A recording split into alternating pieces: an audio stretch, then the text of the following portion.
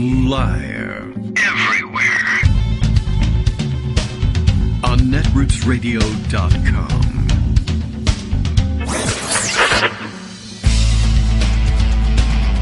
David Waldman. Kagro. In the morning. Now, here's David Waldman.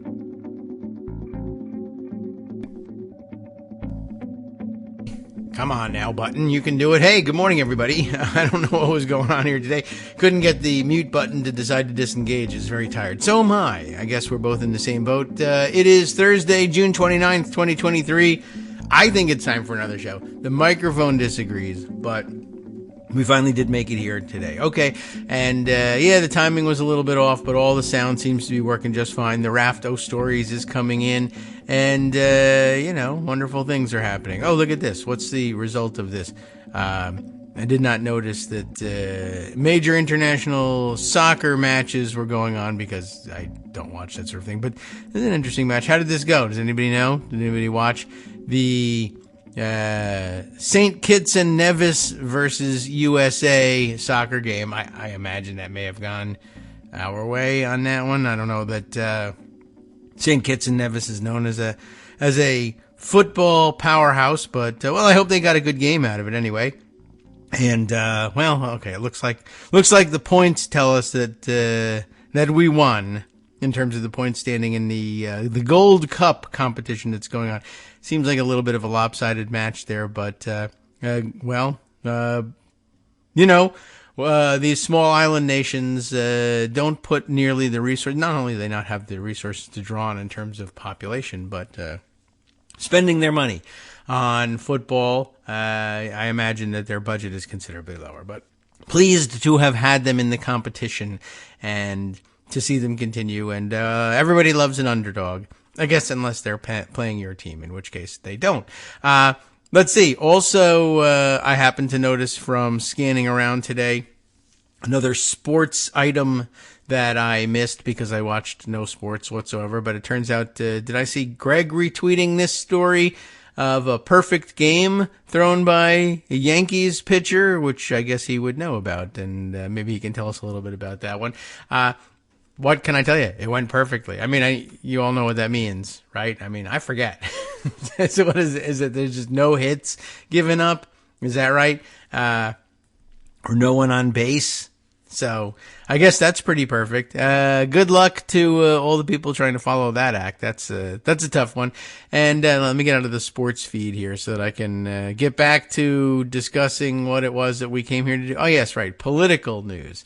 No walks, no hits, no errors, no runs, no drips. What's this story? This is a paint commercial, I think. So, okay, so there you go. Well done. They're a rare event. That much I can tell you with certainty. And let's do the roundup today. There's many things happening today. It's still Supreme Court week, as we kind of guessed might be the case. Some of the big cases that people are watching very closely are being dragged out and haven't been released yet. They could come today. They probably want to wrap up their work on a Thursday, but it could stretch out into tomorrow. And I have seen people noting that, yes, if they want to, if they really have need of it, they can drag this out for a little while longer. I guess there's no real time limit on them. It's just a matter of when they want to get the hell out of there and get to, I don't know what, Harlan Crow paying for vacation somewhere or something like that. But they're still holding on to an affirmative action case. They're still holding on to that student loan forgiveness case. There's a couple of other big ones that they're waiting on. But so far, so good in terms of potential disasters not being announced. But the longer they wait, the more we worry about them. But that's just sort of something that we do. That's the way we pass our time all the time anyhow. All right, let's see. Let's open up all the rest of the various user inputs here so that we can make sure we're not missing anything fun and exciting. John Shiflett let everybody know that we're live and on the air today.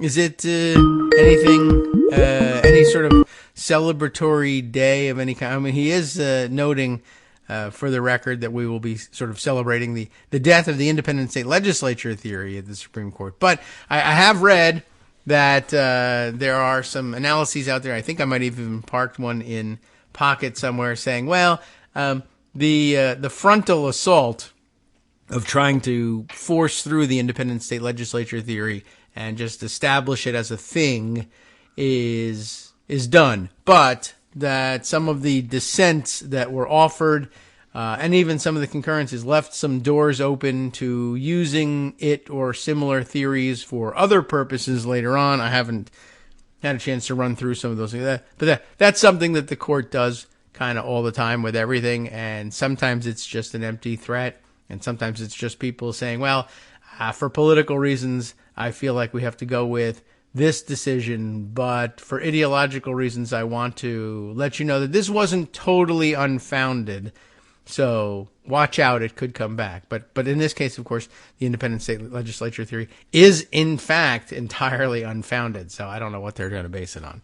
Anyway, Greg Dworkin is here, and that's just a fact. That's not even available for review at the Supreme Court or any of the courts of appeals. Unless they're conducting a de novo review, which is not often the case. So here we go. Good morning, Greg. How are you? It's factually de jure, true. de novo. Yeah. DeSantis. Deliver, de-letter, de-faster, Right. de-better. Right. There's a lot going on. And yet, there's no major blockbusters. We're so used to them. We're still incorporating and digesting a lot of the blockbusters we had last week, and there were a lot of them. This week as All well. of my blocks We'll are get to the busted. one with the Trump tapes. I think that's important. But I do What? want to spend There's a a moment or tape? two on the independent state legislator thing. All right. It's dumb.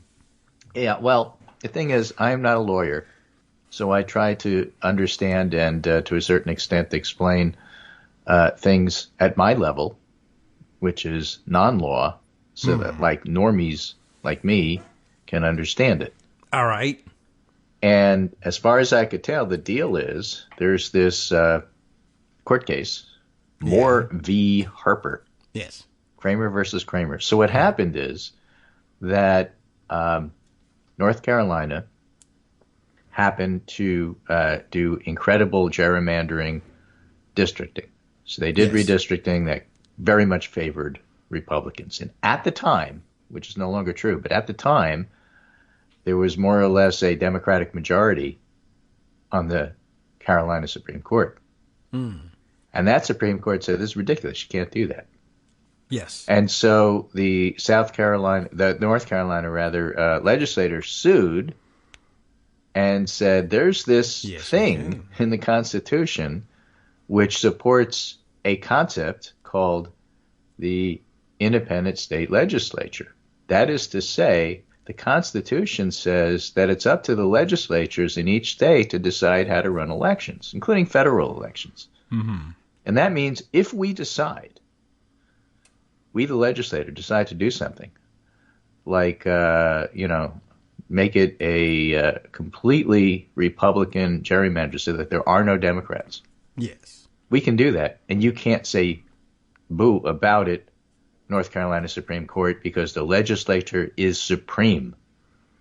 We make the rules. That's the theory. I mean, it's also known as like King of the Mountain theory. I beat this guy in a pillow fight, and now I rule, and Right. anything I Now, want is Turns granted out to that me. since then there were elections, and now there's a Republican majority on the Carolina Supreme Court, so they probably wouldn't have overruled it anyway. Yeah. So some of the Supremes, like Clarence Thomas, said, well, it's moot because, it doesn't matter because we run everything. Okay. So I don't have to decide this. But everybody else stepped back and followed Justice Roberts' lead, more or less, where Roberts said, look, that's not true. You can't do that. You don't have yeah. supreme power. You can't be the Supreme Court. We're the Supreme Court. Yeah. You. In fact, we're going to nerds. not only tell you can't do that, but at the same time, we're also going to say, and there are you can't go too far either way with this. And the Supreme Court itself is going to still reserve some powers for itself. So Bush v. Gore was good, and, we can always overrule you in the end later down the road. Yes. But for now, no, you can't do that. Yeah. So, it was. so this falls into a bucket of decisions, Alabama, Louisiana, this one, redistricting issues that actually favored Democrats and Americans. Yay. This I like those court groups. session, which surprised everybody because nobody really thought that they were going to do that. And it turns out that in trying to figure out how the Supreme Court runs, Roberts, Kavanaugh, and Amy Coney Barrett are simply not as corrupt as Alito and Thomas, and not as conservative as Gorsuch, except on Native American issues, where Gorsuch will side with not only side with the rational people on the court, but often will write the opinion and be more in favor of Native American rights than anybody else, like in history, on the court. So it's a weird balance of ideology. And many court watchers who are far more familiar with the court than I am say, you know what, this is just like what happened with FDR. FDR tried to do stuff to get us out of the recession, and the Supreme Court in that era said, you can't do any of that. And FDR said, yeah, if you keep blocking me, I'm going to pack the court and make it bigger and make it like the New Hampshire legislature, and you're not going to be able to do this. And the Supreme Court at that time said, that's ridiculous. We have supreme power. But on the other hand, I heard what you said, and maybe we'll just like let up a little. Yeah. I mean, I think there's a good parallel. Yeah, so people think that that's probably what happened here, that Kavanaugh, to a lesser extent Barrett, but certainly Kavanaugh, the ex-political aide, has finely tuned antenna about what the politics are and said this is ridiculous. And Roberts, to a certain extent, because he's concerned about how the court looks, also follows that. Yeah. And so they just vote a little bit differently than the other conservatives. And what you got here is a 6-3 majority, which is a clear win for democracy. Certainly. But not permanently. Right. But then again, what's Nothing permanent? is. Nothing's ever permanent. Right. Exactly. So, I mean, it's a good win, and independent state legislature theory has a lot of tendrils, let's say. I mean, the one directly involved in this case had to do with North Carolina's gerrymander, but it was also the independent state legislature theory that backed a lot of, that underlay, I'll say, a lot of Trump's claims about being able to overturn the 2020 election results. Yes. It was his belief that stupid theory that the legislature and no one else has power over the way everything about elections are conducted in that state, and no one else is entitled to or even can have the power designated to them to change any rule of any kind having to do with election, including like what hours will the polls be open, what sort of machines will you use, if any, and are the people allowed to have donuts while they're working. But the state of the law up until about 6 weeks before the 2020 election had always been, no, what the Constitution gives the state legislatures the power to do is determine how they will select the members of the electoral college that represent their state, and some other, to set the parameters for other elections. But generally speaking, the bare bones outlines of how elections will work, and in the case of electors, will we appoint them or will we have a general election to elect them? That's the decision that you get to make. The question of ballot appearance order, or what kind of machines different counties will procure, and what the voting hours are going to be. It's not required by the Constitution that the state legislature determine that. They never have determined that. But they felt that because there were rules that had been made about elections, like in this case with the pandemic going on, absentee ballot submission and deadlines for that, and whether or not you could use drop boxes, etc. If the legislature didn't specifically authorize drop boxes, then the whole election was illegal, and we got to throw the results out. That was the independent we saw a lot of that in legislature Pennsylvania theory. when they were arguing about specific Yes. batches of mail ballots. And now that a large number of elite Republican political operatives are embarrassed by that whole proceeding, that whole chapter, they were very glad to still have the ability to try to win that case for redistricting questions and ignore the fact that it was a major part of the pleadings in the 60-something cases that the Trump campaign lost instantaneously, moments after filing them in the lower courts. So right. So here's the two parts of it. Here's the exact language this article helpfully does this. The first is Article 1, Section 4, Clause 1, referred to as the Elections Clause, which reads as follows. Okay. Elections. The times, places, and manner of holding elections for senators and representatives shall be prescribed in each state by the legislator thereof.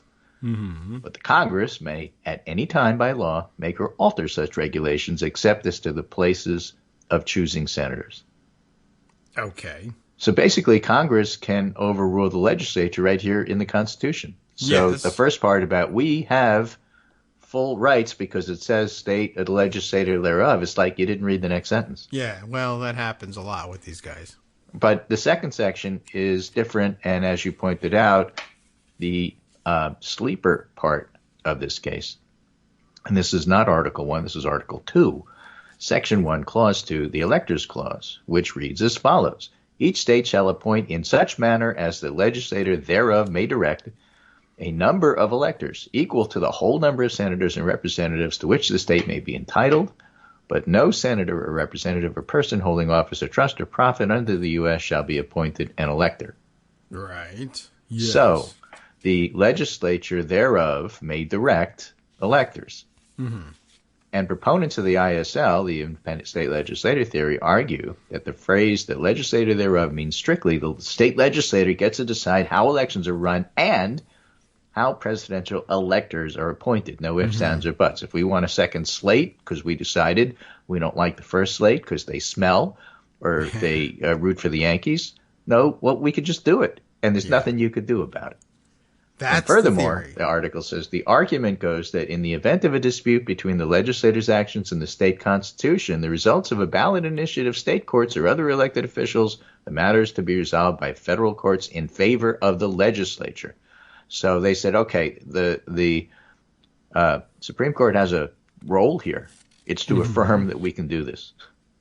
Yeah, thanks. And that's where the Supreme Court said, nah. Mm-hmm.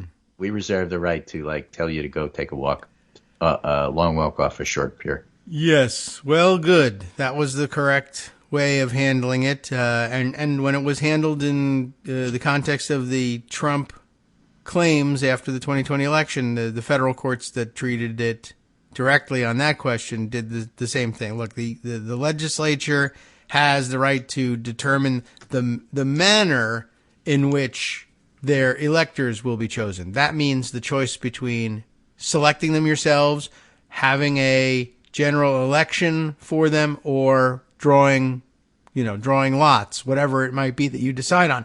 After that's the end of your exclusive power.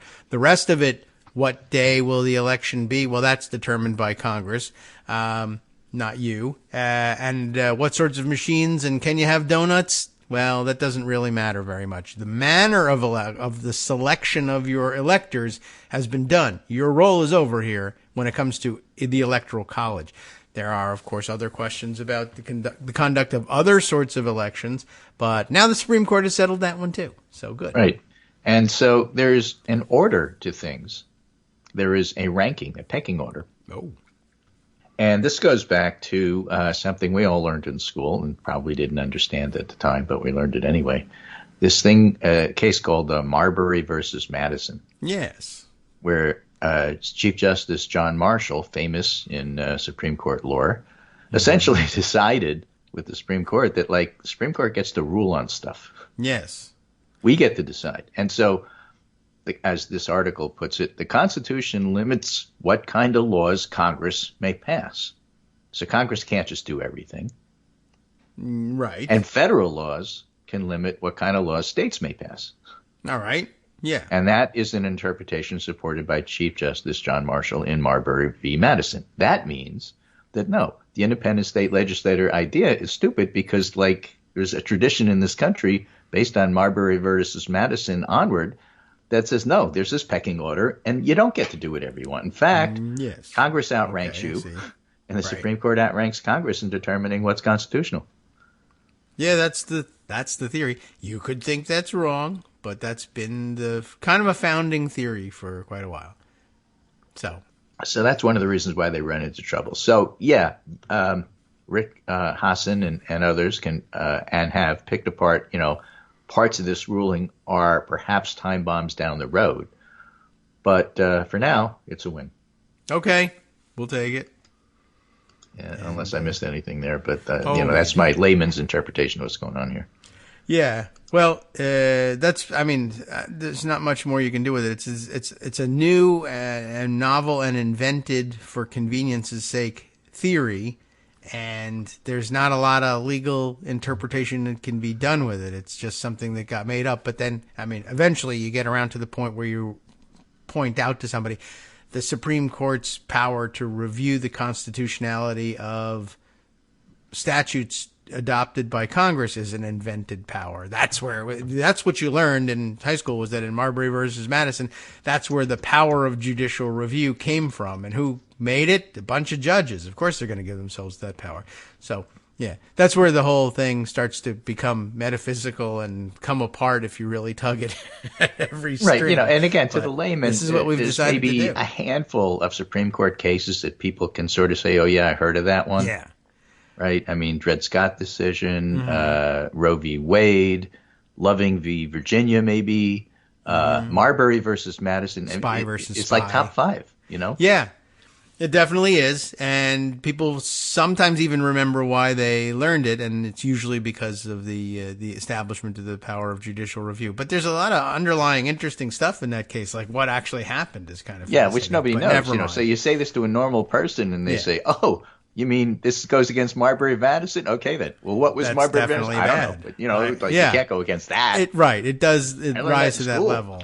It's pretty much one of those cases where everybody knows, except I will say that, the conservatives have spent the last 10 years actually challenging that barrier, not on Marbury versus Madison, but on things like Brown versus Board of Education. Everybody knows that had to, that was done the right way, and but don't mess with that. And now they're like, well, I think that might have been wrongly decided. Result's fine, but wrongly decided, by which I mean, the result is not fine. I would find another way to undo that result.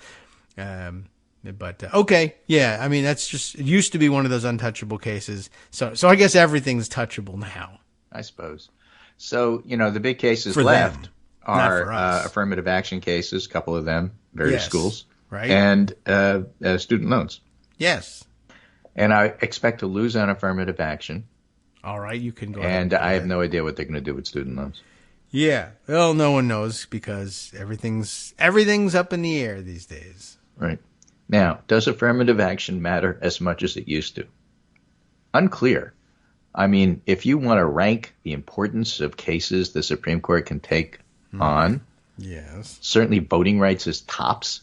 Yeah. And we won a lot of those. The abortion issue, we lost that, but won the politics of it. Yeah. Affirmative action, I'd hate to lose, but could you live with it? I don't know. It depends. Depends what the ruling is. Yeah, it's hard to say. You could have a ruling that might sort of strictly prohibit what to this point has been known under the umbrella of the rubric of affirmative action, but that might not necessarily mean that there aren't similar ways to get the same result that pass muster, either because they haven't been seen yet or because the rule that they draw to try to get rid of affirmative action isn't broad enough to stamp everything out. And, it'll be awfully difficult for them to get to a place where, particularly I don't even know, does this case even touch private institutions, or it used to be that they used to sue to stop affirmative action based on state.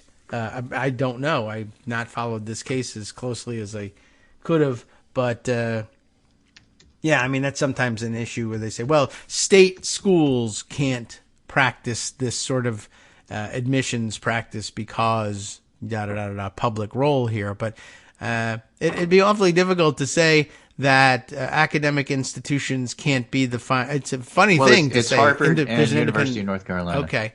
All right. Well, that would cover both bases, but it's an awfully interesting thing to sit there and say, well, the independent state legislatures, you can't touch them. They're the final arbiters of everything, even though nothing would appear to indicate that anywhere. But also, educational institutions are not the final word on how they would best assemble the student bodies they aspire to have on their campuses. Well, we'll do that. Thank you very much.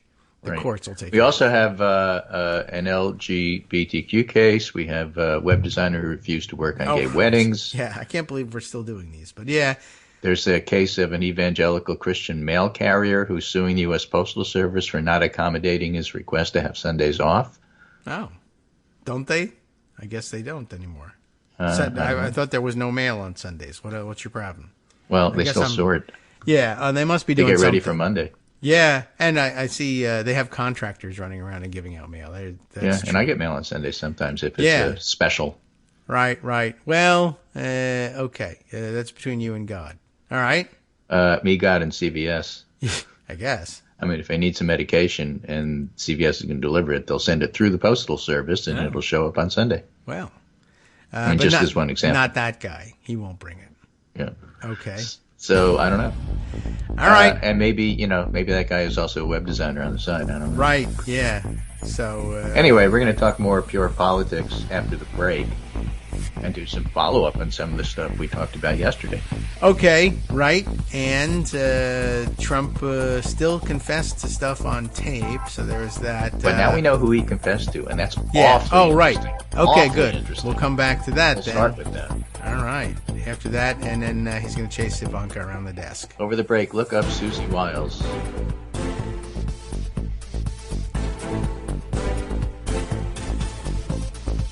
Hi, I'm Scott Anderson, the guy that writes the daily summary for this show, Kagro in the Morning. Thank you to everyone that supports this show.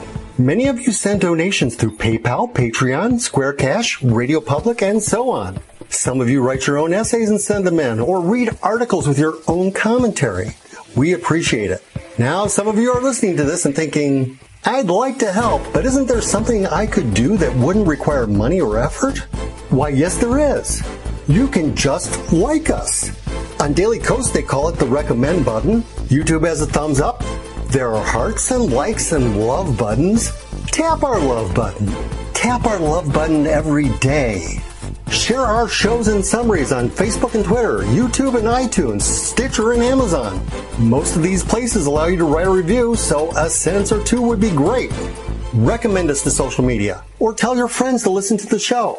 You aren't just helping us, you're helping them find their new favorite thing to listen to. You could change the world.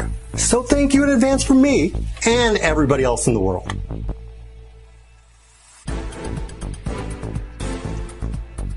None of that's true. All right. But, well, none of what was in the first segment was true, for that matter. Good morning, everybody. Welcome back to the show. Nothing is true. We rescind everything. Yeah, all right. Well, no, we did a pretty good job, I think, in the first segment. And you shouted out at the end that there was something super important that we had to look up over the. I don't know if that went out or not. I don't know, but if it did or if it didn't, we can tell you who it was. Listeners of the show, first time, long time, would remember a woman's name, Susie Wiles. Would you? Wiles. Wiles. Okay. Susie Wiles. Susie Wiles is a competent campaign person. She's a Republican. Wow. All right, and she used to work for Ron DeSantis. In fact, she used to run his campaigns. She got him elected governor twice. And they had a falling out. Oh. And why they had a falling out is unclear to me. Maybe other people know. But I was struck by a comment that on an unrelated subject, David Darmafel, a political scientist, made.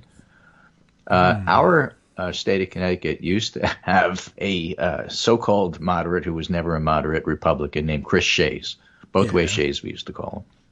Right. Because he would tell the press he was moderate and then he'd vote like 100% with whoever the speaker was at the time. Okay. Right. And he got beat by Jim Himes. And nobody's heard from Shays since.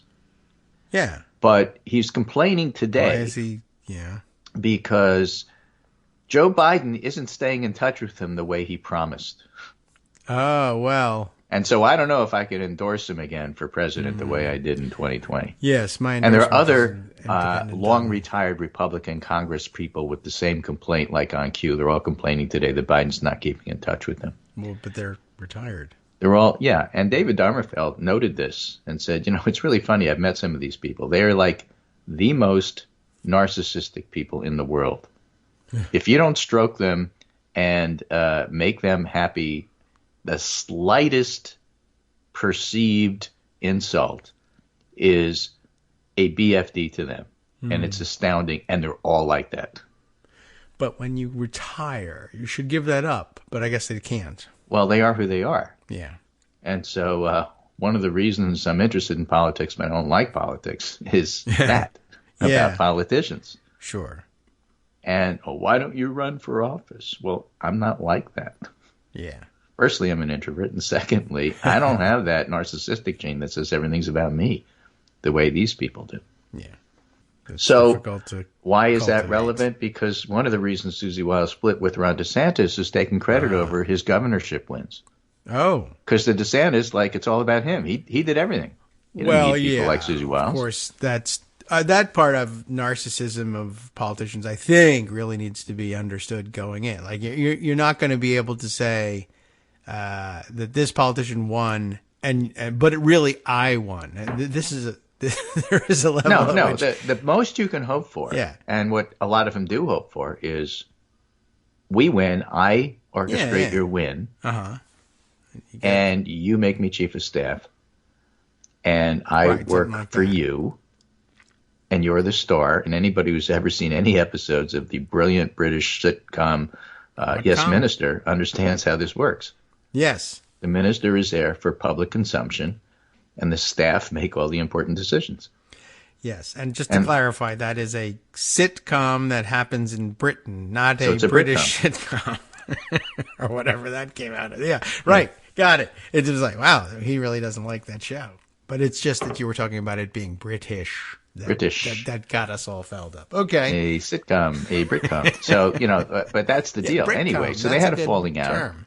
Yeah. Susie Wiles leaves DeSantis, and she goes to work for Donald Trump. Who will definitely give her credit for everything. Well, right now, on. she's working on the campaign, but at the time of the Trump tape, yes, she July was 21. working for his super PAC. Okay. And it turns out, although not named in the That's indictment, several news stories, and here's one from ABC, have named her as one of the people who Trump showed documents to. Ooh. Top Trump campaign aide identified as key individual in classified docs indictment. Sources say. Wow. Susie Wiles, a trusted advisor, is helping lead Trump's re-election effort. In fact, she's probably the most important person on that re-election effort. Okay. Although, you can't say that to Trump because he'll fire her. Right. But one of the top, you don't hear from her. You don't know who she is. That's what Trump wants. He wants somebody to run his campaign. That's what all politicians want. They want somebody to run the campaign but not be the story. As soon as they get to be the story, you're fired. Okay. Unknown caller. Because to them, I'm the story. That was Trump maybe calling to fire her, but Yeah, it's unknown not. caller. You got the wrong number. So one of the top That's your phone. advisors on Donald Trump's 2024 campaign is among the individuals identified but not named by special counsel Jack Smith in his indictment against the former president for allegedly mishandling classified documents after leaving the White House. Susie Wiles, one of Trump's most trusted advisors leading his second re-election effort, is the individual singled out in Smith's indictment as the PAC representative, who Trump is alleged to have shown a classified map in August or September of 2021. Huh. Trump in the indictment is August or alleged to September. have shown the classified map in an unidentified country to Wiles while discussing military operation that Trump said was not going well, while adding that he should not be showing the map to her and don't get too close. So that's the second time. So this happens after the July 21 meeting. Yeah, I mean, he where does this a says, lot. I shouldn't show this to you. Well, he loves to do that, and he always. That's one of his actually one of his verbal crutches. That he uses, not only like right up there with a lot of people don't know this. He'll say, I shouldn't be telling you this, or I shouldn't even be whatever. Yeah, he loves to pretend he knows secret stuff. Except this time he does. So, have secrets. I'm going to read you 2 statements, and you tell me which one leaked. Okay. Which one leaked this information? Oh. Okay, comment number 1. All right. This is from the Trump campaign. Jack Smith and the special counsel's investigation is openly engaging in outright election interference and meddling by attacking one of the leaders of Trump's re-election campaign. All right. That's or just a public the statement. Department of Justice Yeah. says, I decline to comment. Which one do you think actually did the leak? Yeah. Good point. Okay. Right. Almost always Trump. And this investigation has been hallmarked, has exhibited the hallmark, there we go, of usual DOJ procedure. They very rarely leak. And on big cases like that, the bosses let everybody know every morning, like, let's be careful out there. Don't leak. Just don't. I mean, basically, they rarely comment and they almost never leak. Yeah.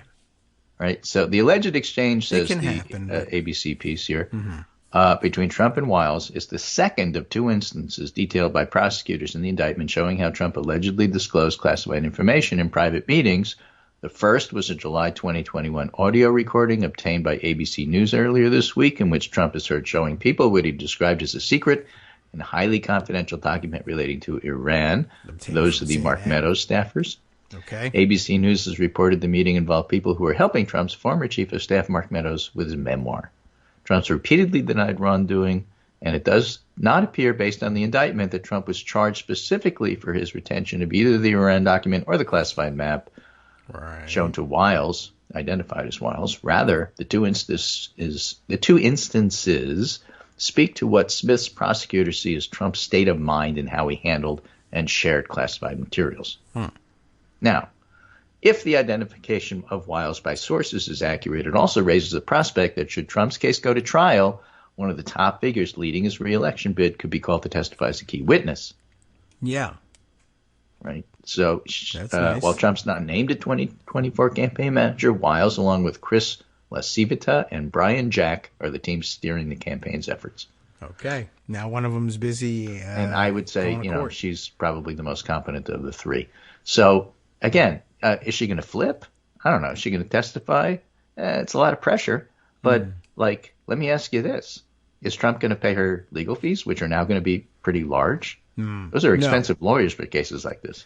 Yeah. Well, he doesn't pay them at all anyway. If anybody's paying them, it is now, interestingly, it's very often the Trump super PACs or leadership PACs. So here's the thing. Exactly right. That was my next point. So now you put this person in charge of the super PAC and the campaign and say, you're going to have almost unlimited money to run the campaign the way you want, except we're going to siphon 90% of your funds here to pay my legal fees.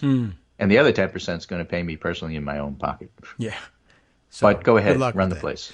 Yeah. You have full control. What are the chances that the leak came from DeSantis, who's pissed off that she left him, but she once told me the story. She once told me the story. I can see them trading the story, I don't think they like each other. Well, now they don't. Talk. Right. But, I mean, back when she was working for him, I assume they liked each other at that point. She didn't like him from the time he basically let her go or she left. Yeah. But when they were working together, at that time, I assume they had a good relationship.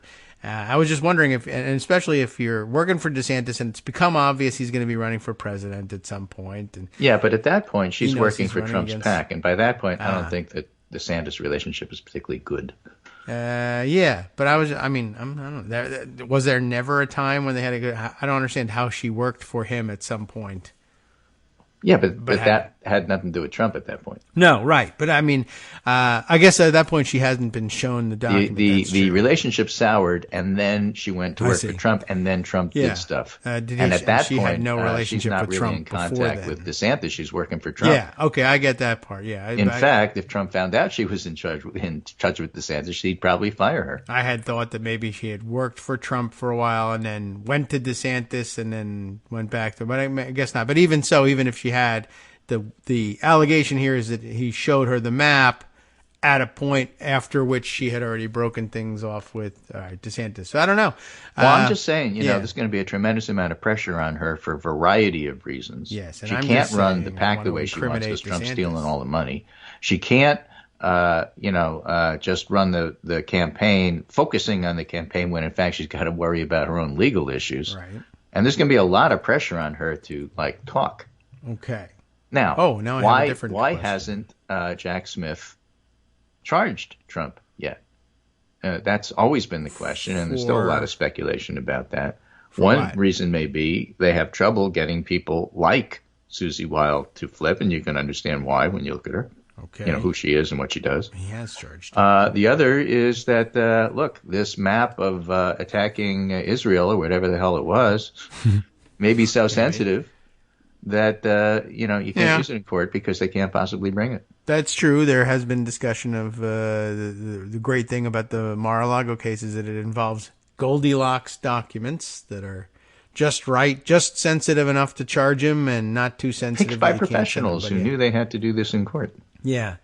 Well, all right. I don't know. Maybe it's all insight. By the way, it's all information, and it helps to beat back the vandals. Oh. And the mob at the walls. Ostrogoths. Trying to the Ostrogoths, all of those guys, trying to break down the gate, screaming, "Why haven't you done this sooner?" And the answer is, it's complicated.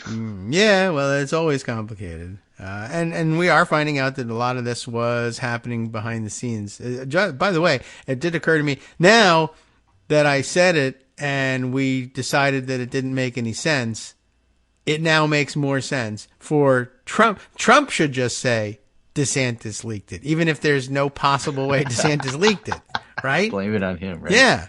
All right, so maybe that's it. Maybe he's infecting my brain, and okay.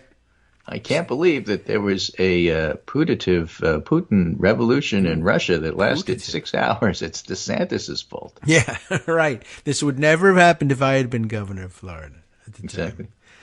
Anyway, so all of that I think is potentially important and really, really interesting. Susie Meanwhile, Wiles. Joe Biden kicked off his campaign with a Bidenomics theme in Chicago. Will that work? And he's going to take credit for a improving economy. He has to. There's and stickers all over the gas pumps that said he did it. Right. So, and gas prices are down this summer for the travel season. So we talked yesterday about the double doubters, the double haters, the double people who, the new soccer mom thing. Mm-hmm. Alan Smith had a tweet, key to 2024, how voters who somewhat disapprove of Biden feel about him versus Trump and DeSantis. NBC News polling shows these voters favoring Biden over Trump and a closer contest with DeSantis. But this is incredible, he pulls out. In 2012. 2012. Thinking back to those days. In those days. That was second Obama election, Biden vice president. Mm-hmm. In 2012, voters who somewhat disapproved of Democrats backed Republicans by a 79-point margin. Okay. In 2016, Clinton versus Trump, Clinton v. Trump. In 2016, that margin was 63 points. 63 points. Okay, difference between... and we're talking again about somewhat disapproving of Democrats, disapprove of generally Democrats, will right, favor okay. Republicans. All right, yeah. Is the point here. All right. Last year, 2022, in the midterms, the red wave, Democrats won that voting group by 4 points. Wow. That's an astounding shift. Yes. And it's a big shift in what it means to disapprove of somebody, for one thing. Like, right. I can it has a lot to find do with fault, who's the in party, who's the out party, and so on and so forth. But the fact that Democrats did as well as they did, I mean, you have to go back to 2008 for something like that to happen. And that was the Great Recession, the really big, when Republicans financial crisis. really screw something up huge, then you can see that. Like, I somewhat disapprove of these guys, but this group just made a gigantic mistake or is doing something terrible. And all right, okay. But that's a pretty big swing. Yes, and if Biden keeps those voters, he's in decent shape. Now, here's another separate piece. This is from a Fox News poll that same political scientist Dave Darmerfeld pulled out. Okay. And we often talk on the show about persuadables and the soft support for Trump and who would or who wouldn't vote for him. Because the counter argument you hear from progressives all the time is, don't give me that stuff about trying to persuade people. They're all Republicans. They'll line up in the end. They always do. Well, a lot of them do, but a lot of them do, depending. Yes, and this is there's always some that don't. Depending, right? Mm-hmm. So Fox News asked the interesting question, and unfortunately, Chris Christie's not on the list here. Oh, among GOP primary voters, what percentage would never vote for you? Okay, Trump's only at 13%. All right. Right. So clearly, 13% of Republicans you can get, maybe. Yes. Their potential. Okay. Or will at least stay home. But that's not the interesting figure. Oh. Mike Pence is at 35%. 35% of Republicans would never vote for Mike Pence no matter what. Wow. The loyal guy whose head was almost on a scaffold, a real one, not a model, on January 6th, whose life could arguably be said to be literally in danger on January 6th. Yes. They can't stand him. Well, yeah. Sure. That's a pretty high number. I wonder are there many people who said that about both of them? And that reason would probably be different from somebody who said, I won't say that about Trump, but I will say that about Pence. That'd be a MAGA fan. Yeah, that's a MAGA fan, exactly. And then saying I wouldn't vote for either of them could just be a never Trumper saying I just don't. But the difference, 22% between Trump's numbers and Pence numbers, that's the hardcore MAGA. Yeah. So, okay. That is interesting. But so some. And here's another interesting one. Okay. Nikki Haley, you want to guess her number? People who would never vote for Nikki Haley. I mean, I would imagine it's kind of low because what the hell do we know about her? It's 20%. Interesting. So those are probably never Trumpers as well. Plus, I guess who can't a few stand MAGA. the idea that anybody's challenging him. Vivek Ramaswamy, 16%. Haley's higher than Ramaswamy. Wow. Tim Scott's at 16%. The nice guy that everybody likes. That's I guess your MAGA effect. I won't vote for anybody but Trump. Possibly. DeSantis at 14 and Trump at 13. Wow. That's why I wanted to see what Chris Christie is. Oh, yeah. And yet he didn't go to the up. actual poll, see if I could find it. Get the hell off my poll, they said. So, all right, well, he's not in it. The same poll, by the way. Will Hurd is not in it. Among Republican primary voters says Trump at 56, DeSantis 22, Ramaswamy at 5 is in third place above Mike Pence, Tim Scott, and Nikki Haley. That's pretty interesting all by itself. Isn't it? I think people just are entertained by his name. Right. It's got a kind of a wacky rhyme to it, Right. Now, 70% Doesn't of Republicans want to pick somebody who can defeat Biden, whereas only 55% say the most important thing is share their views, for extremely think so. So, I want somebody who shares my view, but I want to win. Well, I mean, me too. That's why Trump is making the cases I'm the one to win. Okay. Well, he is. 80% will vote for the GOP nominee. 20% not necessarily. Okay. Third party candidate 4, Democratic candidate 2, not vote 6. Only 6. Well, no one will say that's okay. Between not vote and Democratic candidate, take it, run it up to 10. Yeah, if you can. It seems a little early for people to be saying honestly whether they will or not. You don't want to tell pollsters you're not going to vote if you can help it. But right now, it is an honest answer. Yeah. So as far as who wants him, 56% want Trump, and of the Democrats, 64% want Biden. Okay. Kennedy Jr. comes in second at 17, Marianne Williamson 10. Nobody's going to vote for either one of them, and nobody's really paying attention to that. And a reminder, South Carolina comes first, and both of them are going to do terribly in South Carolina. But the other point Darmafel made is that you really have to go back a long way to find this early both parties' support for their putative nominee is like 60%. Both parties are solidly behind who's going to be running, in other words. Oh, okay. If it's Trump-Biden, both parties support their candidate. So, you can try to make stories, you can try to make fetch happen with Robert Kennedy Jr. or with Tim Scott or whatever you want to write about. Or if you're as we talked about the other day, a college-educated conservative, you want to make the case for Ron DeSantis because that's the only demographic that's supporting him. You can go ahead and do that. But basically, it's going to be Trump-Biden. That certainly appears to be the case.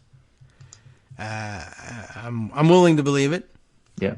I mean, I know people don't like to make predictions, but, wake up and smell the coffee is what I'm trying to say. I can't wait to wake up. I wonder when that's going to happen. Coffee. That's the good part. Yeah. All right. Well. All right. Oh, I found the crosstabs in the Fox poll finally. So maybe we can see whether or not Chris Christie is even in it. Maybe he was just below 1 or something. So they said, same time. No?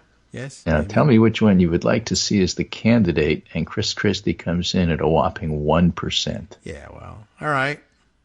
How important is voting for a candidate who shares your view on the issue?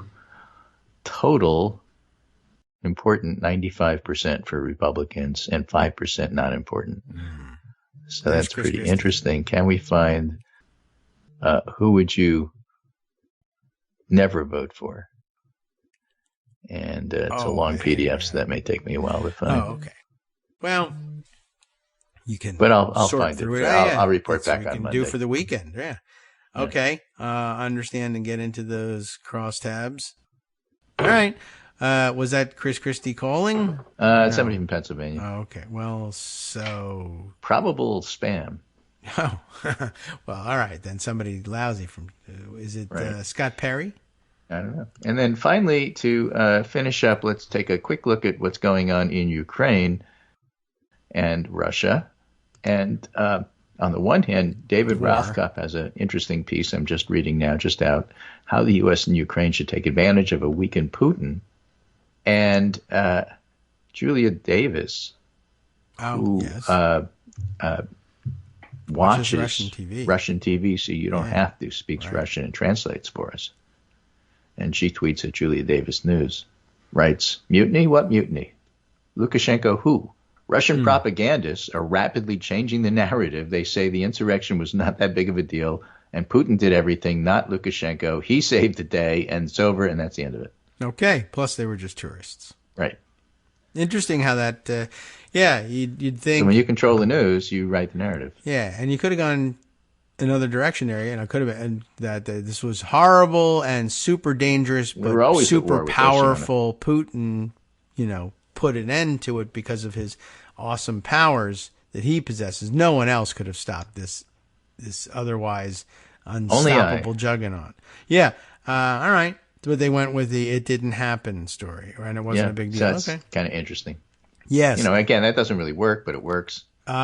It's Russia, right? It doesn't matter whether it works or not. It works. It doesn't matter. Everybody knows it doesn't work, but they're not going to say anything about it, so it works. But everybody knows it's not true, so it doesn't work. It's the most fertile ground for rumors ever. So it's real interesting to try to understand. I mean, you can't trust anything that's coming out of them, but there's word that what I see yesterday that there was a Russian general who. Someone says had some advanced knowledge of Prigozhin's ideas here, which wouldn't be unbelievable, but that now that guy has disappeared somehow, and so we can't find him. Yeah, and to which I say to Putin, look, if you put things back when you were done playing with them, you wouldn't lose your little green soldiers. Where did you last see them?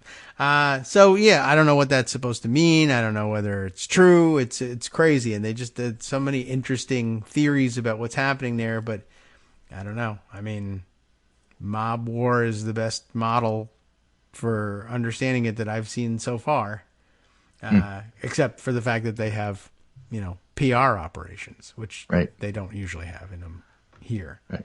And by the way, this fits in with our whole discussion about the different members of the Republican chorus there running for director. Tim Scott reports Dave Weigel, Shelby Talga, Talcott via Dave Weigel. Tim Scott leans in on abortion in new Iowa radio ad, vows to sign the most pro-life legislation that reaches his desk. Okay, sure. This is a reminder, Iowa is not a swing state. It's an evangelical state. It's run by Republican evangelicals. Everything they do is based on Republican evangelicals. And the issue on the table for this particular demographic is, what do you do with Donald Trump? There are those who are transactional about it, like Ralph Reed, and say he'll be beholden to us because he's not one of us, so we should vote for him. And those who say he's already given us what we want, we don't need him anymore. And that's really going to be the battle between who do these folks support. Well, all right. That's an interesting view of things. It's astonishing to hear. After so many years, the foundational moral majority. It's all about ethics. No. All right. Well, there's that, and then one of the foundational principles of the moral majority and the religious right voters, etc. What was Ralph Reed's organization? It wasn't the moral majority, but no, that was Jerry Falwell. Yeah. I forget what his organization was called. But at any rate, just the idea of, well, we need to have a candidate who's one of us and vote for him. And the position now is, we need to vote for this guy because he's not one of us. Is pretty amazing. I don't know. Yeah, he did. Ralph Reed did the Christian Coalition. That's it. Okay. Yes. Thank you. I knew there was. He had an organization. It's still there, I assume. I don't know whether he's. He still works for somebody doing the same thing. Yeah, it's pretty amazing. But he's sort of faded from attention. But but he's still there behind the scenes. Basically, it's about naked politics. Yeah. Right. Masquerading as morality. Yes. Naked. That's terrible. That's what I say. All right. Well, what a weekend it will be. And it starts now for you. Thanks, Greg, for coming by. We got our music comes up in just a second, but I don't know. Is there any other things that we should be on the lookout for that we didn't get a chance to shoehorn in today? Or you can always send it along, of course. I'll pass no major stories. We're still going to see what breaks with the Supreme Court. Yes, and, that's about at 10 that o'clock. time. And we'll see. Okay. But otherwise, I'll talk to you on Monday. All right, very good. And if they release something right after we jump off the air here, send me a message and I'll read what you say. Thanks very much, and we'll check in again on Monday when more things happen. Okay. All right, take care. We'll be right back. I will.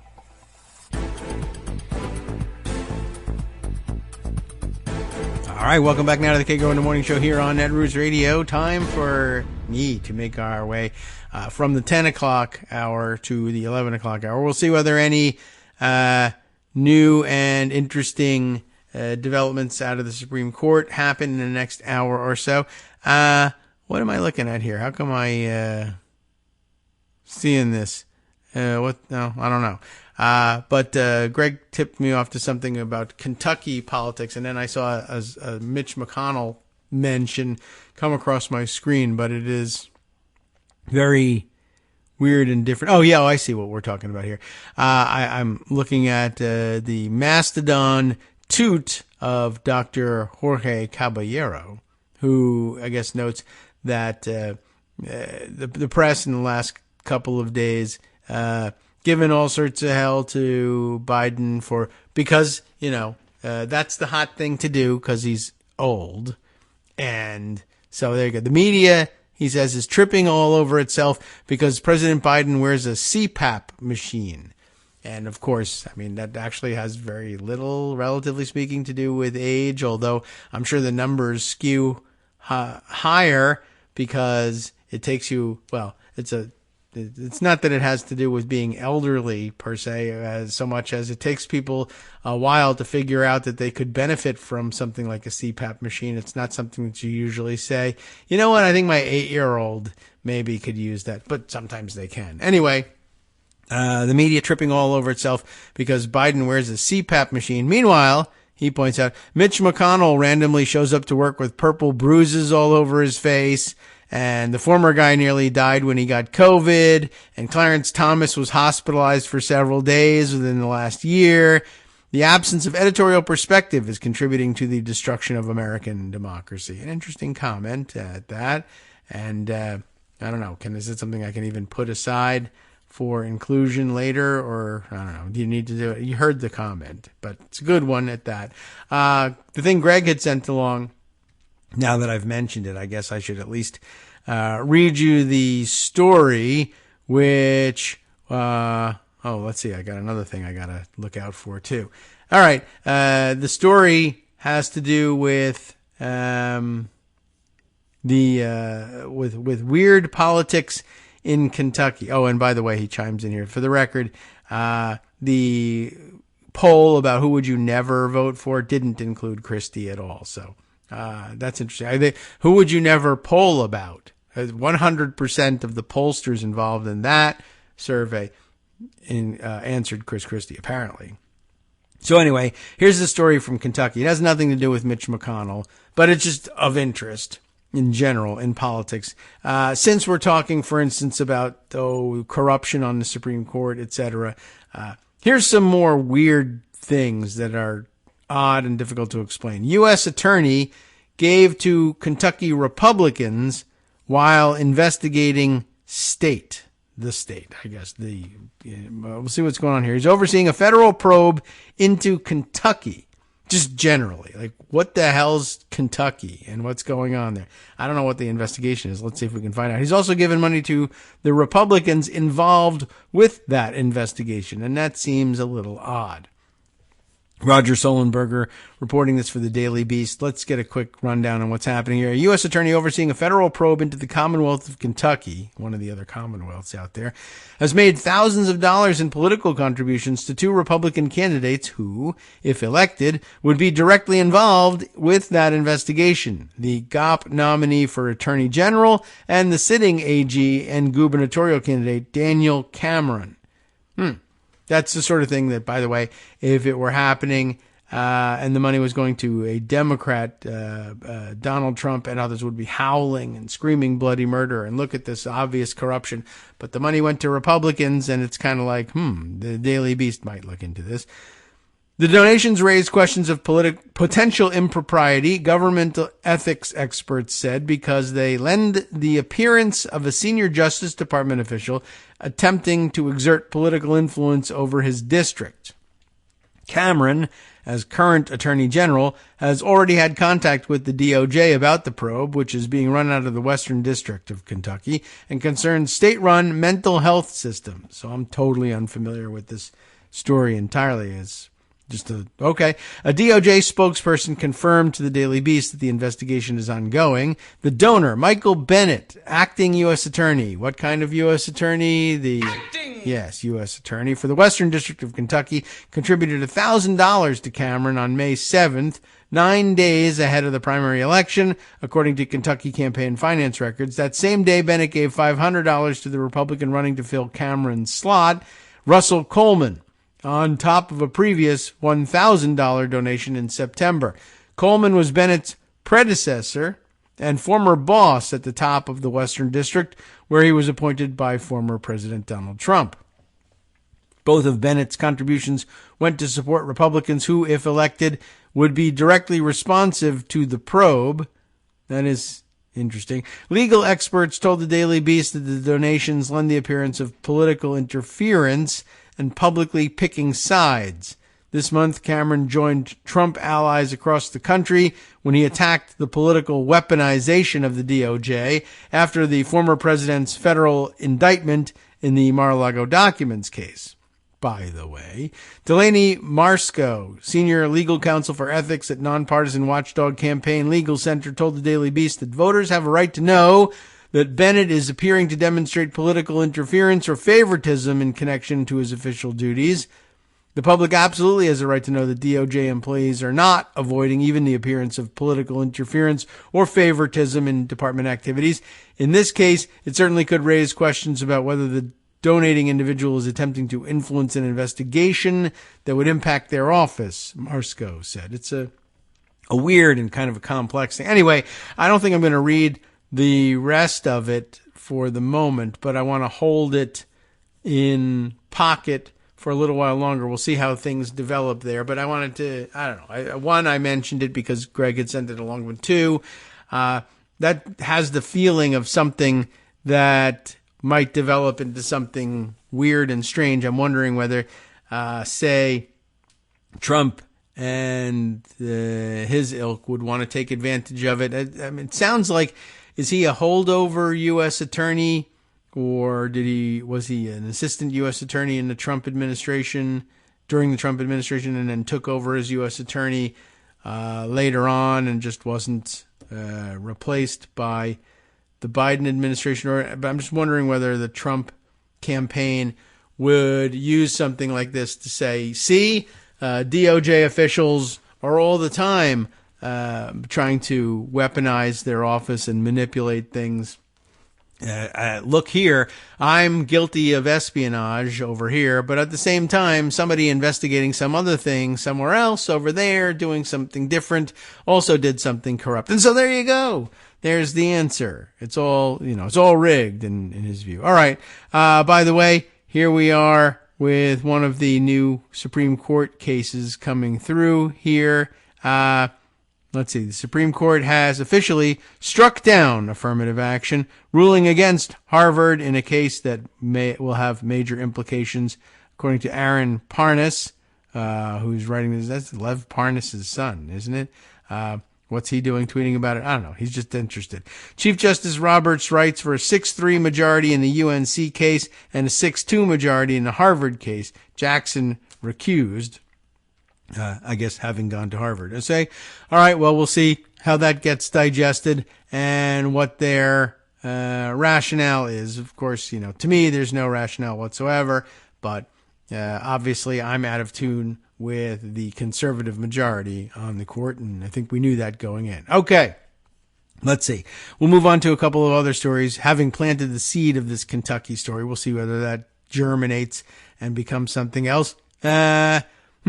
What else? Oh, yes, right. We did discuss this one. That's the one about Susie Wiles, and we got that. All right, let's see. I have a number of different directions that we might want to go, and I don't know which one makes the most sense at this point. There's a lot of esoterica out there today, but I guess everybody's kind of been on hold with the, either paying attention either to the Trump tape, and now we've got the new story surrounding the Trump, in the same area as the Trump tape. So it was Susie Wiles' story, and that's fine. And then waiting for the Supreme Court decisions to come down. So, okay, we'll jump to other stories that are currently circulating. Let's see. Speaking of the courts, for instance, we can have a look at this one here. And, oh gosh, there's an awful lot of items here that I want to put away for later. But what did I see this morning? I saw this come through on Mastodon. Eric Blair, and who's Eric Blair? Will he tell us who he is? Well, only in the most general sense. But okay, let's jump back. He was tweeting or tooting about something that Mark Joseph Stern, whose name we hear all the time, had just written. And he was saying, so we go to the Mark Joseph Stern thing that he included here. Judge Reeves, I don't know Judge Reeves, but we'll tell you who that is, dings Scalia, who's dead, for his blatant use of law office history in Heller. Heller was the 2008 case, which used D.C. gun laws to essentially rewrite and redefine the very basic meaning of the Second Amendment. The finding that the Second Amendment guaranteed the right to carry guns for personal protection on the street. The first time that the Supreme Court had ever done anything more to interpret the Second Amendment more widely, where, everybody kind of had understood this to be the trend, but the court had never said that the Second Amendment explicitly was about anything but the right to organize as state-sponsored militias, which is, kind of an antiquated thing, but they had never stated outright a personal right to go about armed for personal protection as an outgrowth of the Second Amendment, and this is the first time that they did that. And it's been very controversial ever since because that stuff isn't in the text of the Constitution. So anyway, Mark Joseph Stern writing the other day that this Judge Reeves dings Scalia for his blatant use of law office history in Heller, cherry-picking historical facts that fit his narrative of the Second Amendment, even though he decried that approach in the past. Like anyone else using this approach to analyzing a case would be a charlatan and a sophist and of the worst kind. But when I do it, it's totally awesome. And also, there's definitely a broccoli thing going on here. Anyway, let's see. What am I looking at? This is a screen grab, so I don't think it's going to be clickable. But the ding here is, as Judge Reeves writes, in what case, I don't know. In Heller, Justice Scalia's opinion for the court conducted a de novo. Remember, I think we did get to that terminology. It was right up at the top of the show. De novo review of history using the parties' briefs and amicus briefs from academics. That was surprising in light of Justice Scalia's long-held belief that sign-on multiple professor amicus briefs in a case are a political rather than an academic exercise. I understand where he's coming from there. Motivated by partisanship and hopes for preferment.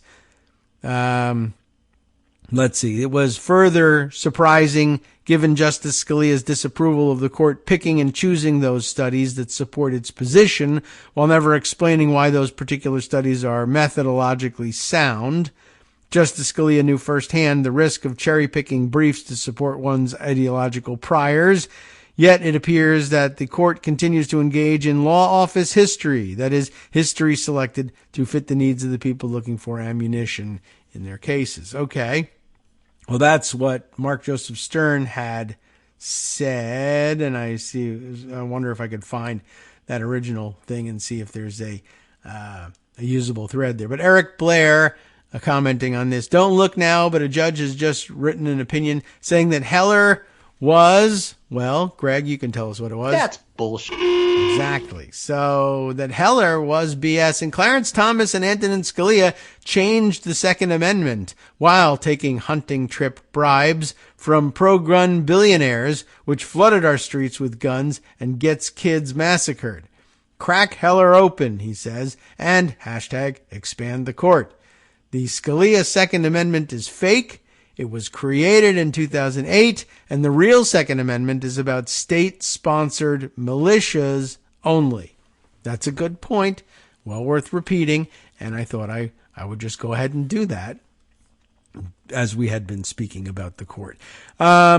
Speaking about the court in other ways, let's see. I thought I would look at the Bolt's magazine, the Bolt's view of the independent state legislature case, Moore versus Harper, just to add a little bit more nuance to it. And I put this one away because the subheader suggested that this was one of the articles where they would talk about the various possible Easter eggs that the conservative justices had hidden for themselves in this case to reopen the independent state legislature theory should it become necessary later on. Quinn it's I don't know how does Quinn say this last time. It's spelled Yergain. Is that? But it might be like Yargan in the pronunciation. But I don't know. Well, anyway, the Supreme Court refuses to empower state legislatures to run elections as they please. That's a good outcome and not a bad title for the piece. But the court also signaled in Moore v. Harper that it wants a greater say in election cases, even those dealing with state law.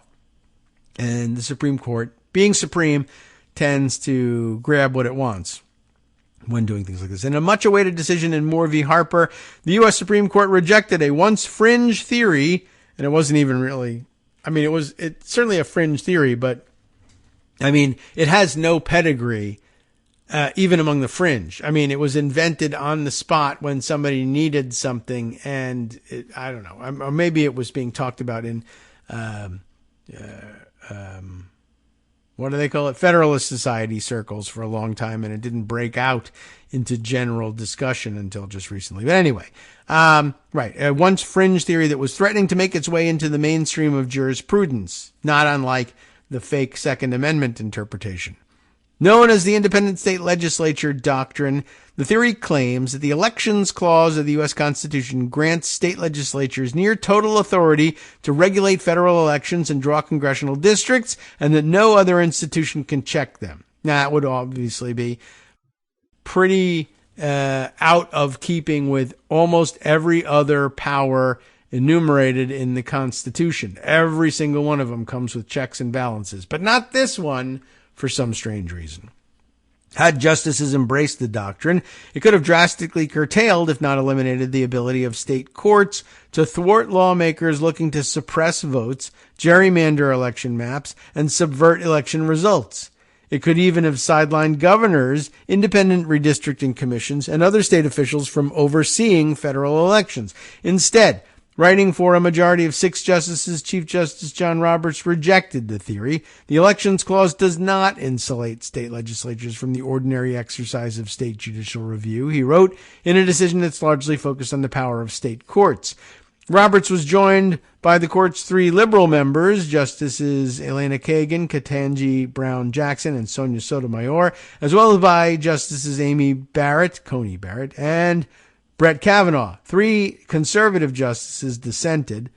Tuesday's decision keeps alive high-stakes litigation challenging gerrymanders and onerous voting requirements in state courts, such as a lawsuit challenging Wisconsin's congressional map that is expected to be filed once the state Supreme Court flips to a liberal majority this summer. Given the conservative bent of the federal bench, civil rights litigants have increasingly turned to state courts on all sorts of matters, from abortion rights to criminal justice. An adverse ruling in this case could have gutted that strategy on voting rights. Stuart Naifeh, I'm not certain how he's pronouncing Naifeh, manager of the Legal Defense Fund's redistricting project, stressed his relief that his organization will be able to continue litigation on issues they cannot bring in federal courts. The Supreme Court has affirmed that state courts are not barred from addressing critical issues like partisan gerrymandering, which the Supreme Court held in 2019 that it did not have the jurisdiction to consider. So it really would have been something if state courts also didn't have jurisdiction to consider it, wouldn't it? All right. Well, he said this in his statement, alluding to a ruling also authored by Roberts that partisan gerrymandering claims in particular cannot be brought in federal court.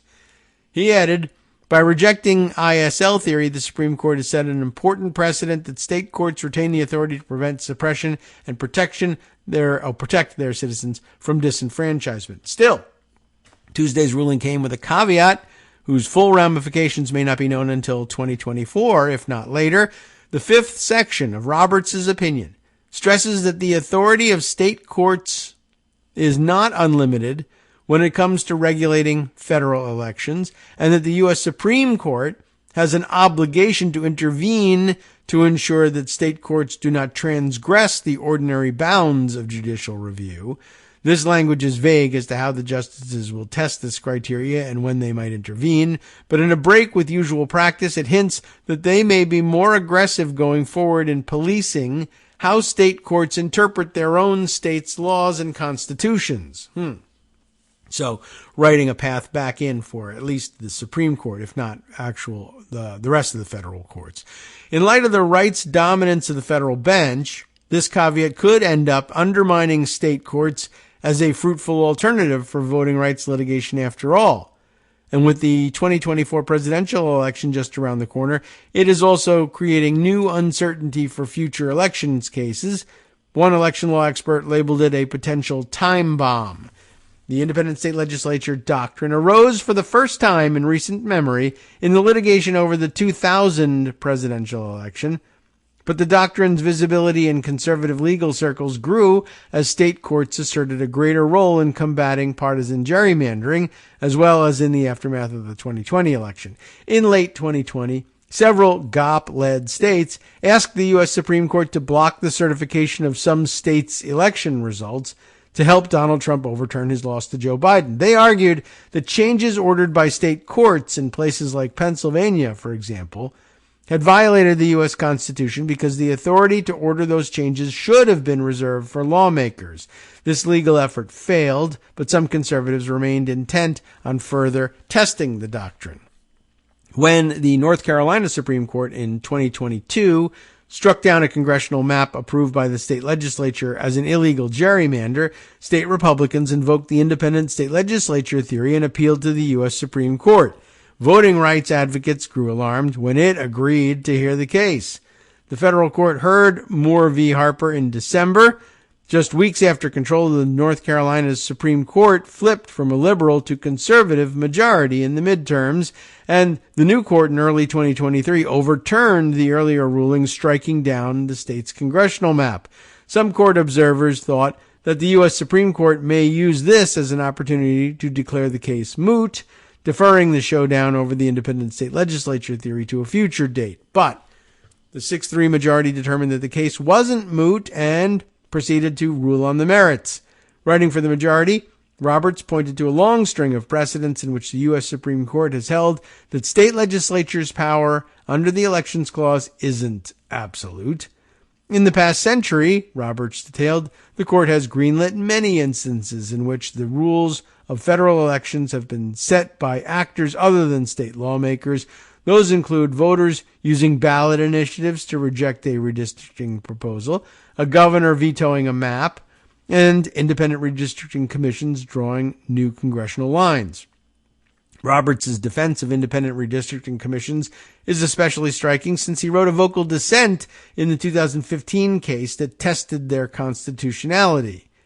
Roberts castigated Justice Ruth Bader Ginsburg's majority opinion in that case as performing a magic trick, and many thought the decision was under threat of being reversed. But on Tuesday, Roberts seemed to have changed his tune and approvingly cited Ginsburg's opinion. Justice Clarence Thomas, joined by Neil Gorsuch and only in part by Samuel Alito, dissented on Tuesday. He argued the case should have been dismissed as moot, but he also made a case for the doctrine on the merits. State constitutions, he wrote, cannot control what substantive laws can be made for federal elections.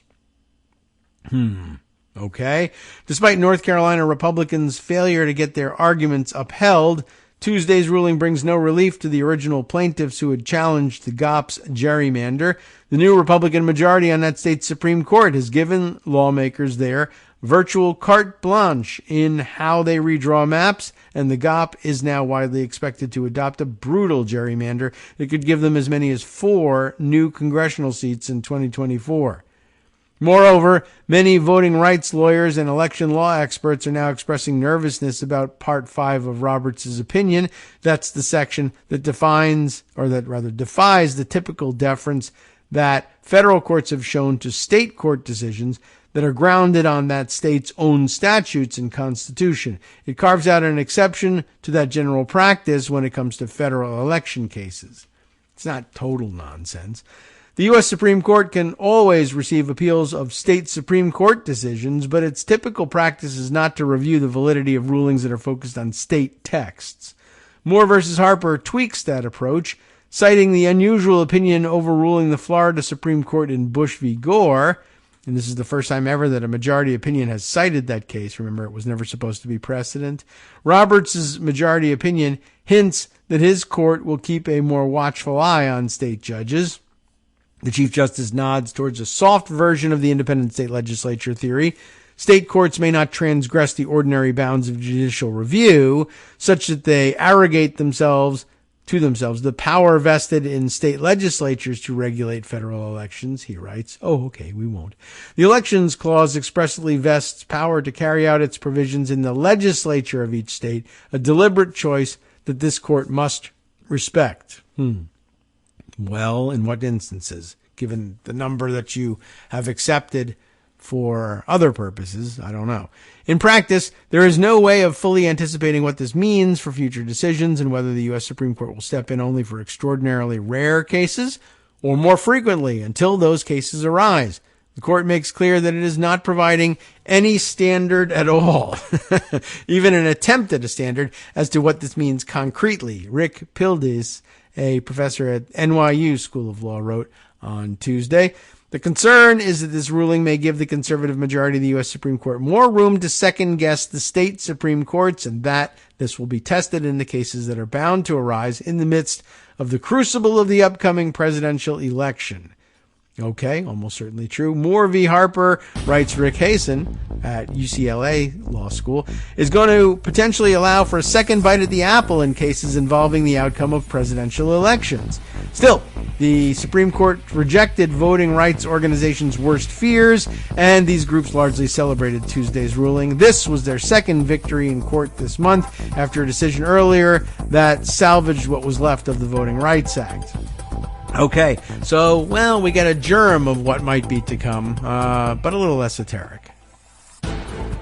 Hi, everybody, it's me, David Waldman. Yes, the same guy who interrupts you all the time. Interrupting you one more time, just to tell you again, another reminder that your contributions are what keep this show on the air, and Patreon.com, Patreon.com, is still among the easiest ways to make the sustaining subscription donations that keep us afloat.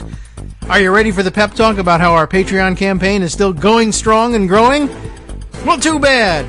Yeah, the plain fact is we actually are headed in the wrong direction, and whereas we once had about 175 monthly patrons, we're now actually down below 150. Time to recruit some more. Not exactly the kind of news I wanted to share, but there it is. For those of you in a position to support the show, Patreon.com does make it easy to make those secure, recurring monthly contributions to do so. Patreon.com/KagroX gets you straight to our donation page. We've been through a lot together. The worst of the pandemic, we hope. The worst of the insurrection, we hope. So go ahead and treat yourself. You don't need an excuse. Give yourself the gift of a little something you enjoy in life. Support the show.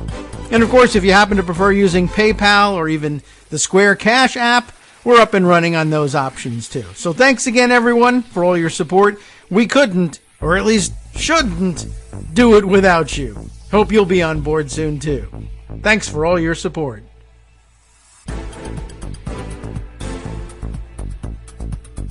All right, welcome back now to the Kagro in the Morning Show here on Netroots Radio. Yeah, all right, well, that one was... it was a very weedy article, no doubt about that.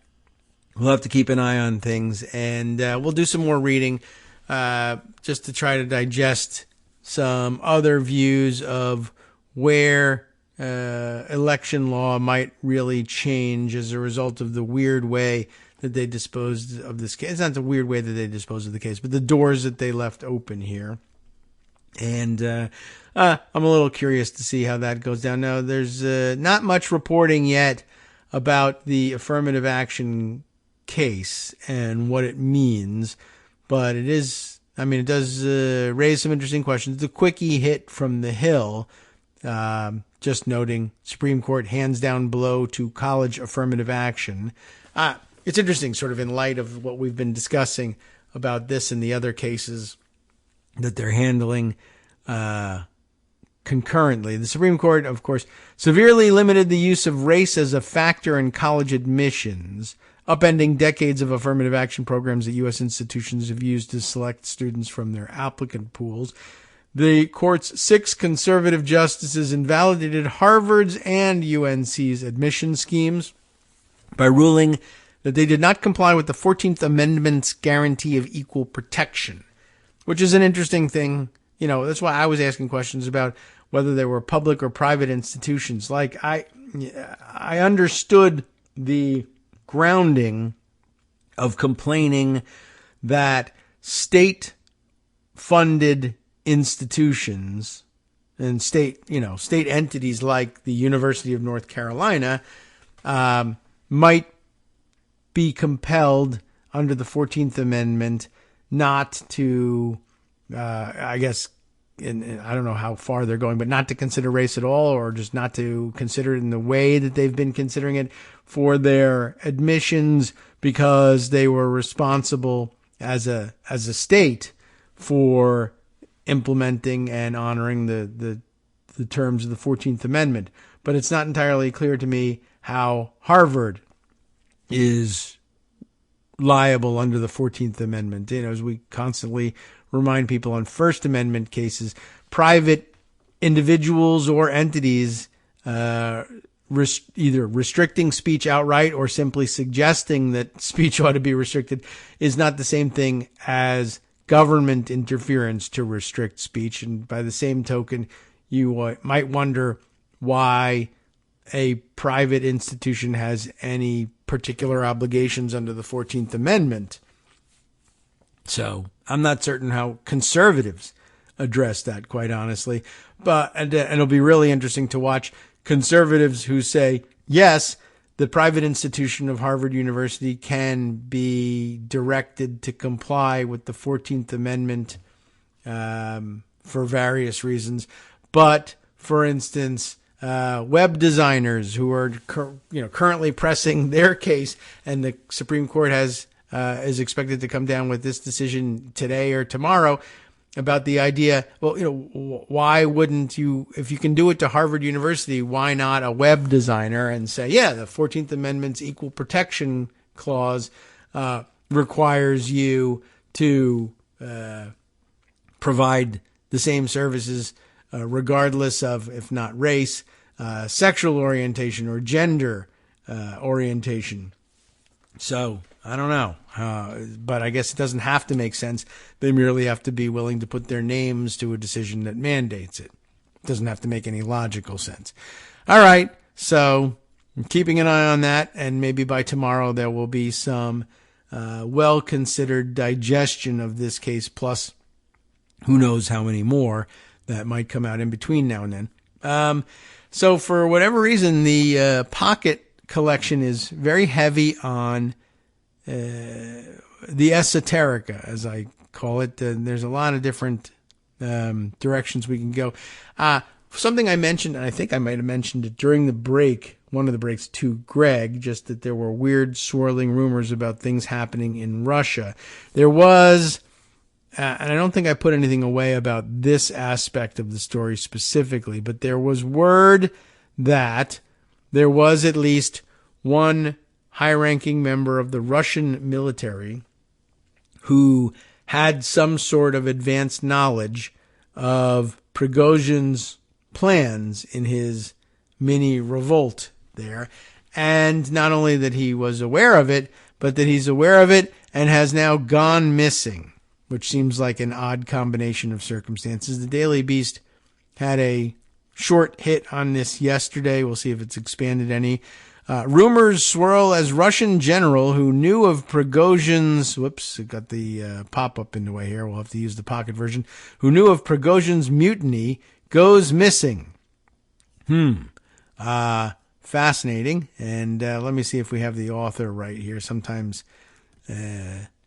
Pocket screws it up. Shannon Vavra is, in fact, the author here, so good. And we'll read the Pocket version of the story. A senior Russian general who reportedly had advanced knowledge of Yevgeny Prigozhin's shocking coup attempt last weekend hasn't been seen since Saturday. Well, okay, that could mean anything. Either they snatched him up, or he said, I just realized I had advanced knowledge of this thing and it's going to fail. Maybe I will get the hell out of Dodge before the whole thing falls apart. Or maybe I'll go to Belarus with him.